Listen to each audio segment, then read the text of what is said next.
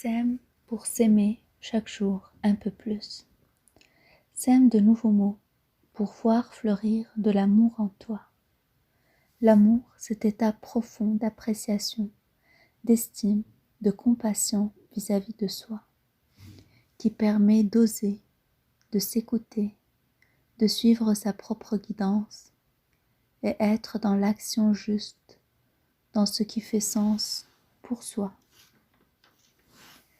L'amour est notre essence, mais la montagne d'émotions, ou plutôt la chaîne de montagnes, cette chaîne construite d'un système de croyances erronées, d'émotions refoulées, que porte un être éphémère à l'intérieur de nous, notre enfant intérieur. Cela nous empêche de voir l'amour. Ça nous fait croire qu'il faut le chercher, le comprendre, l'installer en nous. Or, le travail à faire, c'est un travail très profond, de nettoyage, afin de retrouver petit à petit un flot intarissable d'amour. L'amour se ressent. Pour cette capsule, je vous invite à écouter cette histoire. Il était une fois, dans un pays très loin d'ici, un lama qui vivait sur une des plus hautes montagnes du Pérou. C'était un lama rose, unique.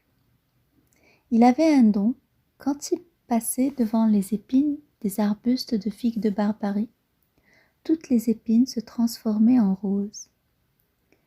Il vivait seul, car aucun troupeau de lamas n'a voulu de lui. Il était différent, très différent selon eux. Malgré que notre ami, lui, n'a jamais compris ce mot dit, fait, rend.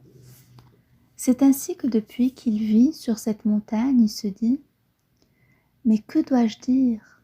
Mais que dois-je faire? Mais que dois-je rendre ?»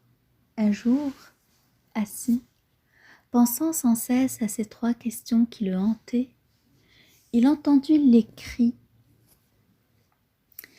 d'un homme qui est tombé sur un arbuste de figues de Barbarie et avait le visage parsemé d'épines. Lama rose entendit ces cris et sans réfléchir, il se mit à courir vers l'homme. À peine il se mit devant lui que l'homme touchait son visage fleuri.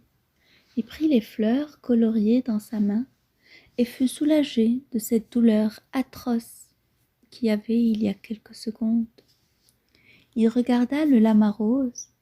La première fois qu'il vit un lama rose, il le trouva si beau, si touchant et si doux qu'il le serra contre lui. La première fois que le lama ressentit autant d'appréciation sans qu'il ait dit un mot ou fait quelque chose intentionnellement en se pliant en quatre. Il a rendu un service par bonté et grâce à un don sur lequel il n'avait aucune main. Ça faisait partie de lui. Il a trouvé alors la réponse à ces trois questions. Rien à dire, rien à faire, rien à rendre. Juste commencer par être. Et il répéta, je suis le lama rose.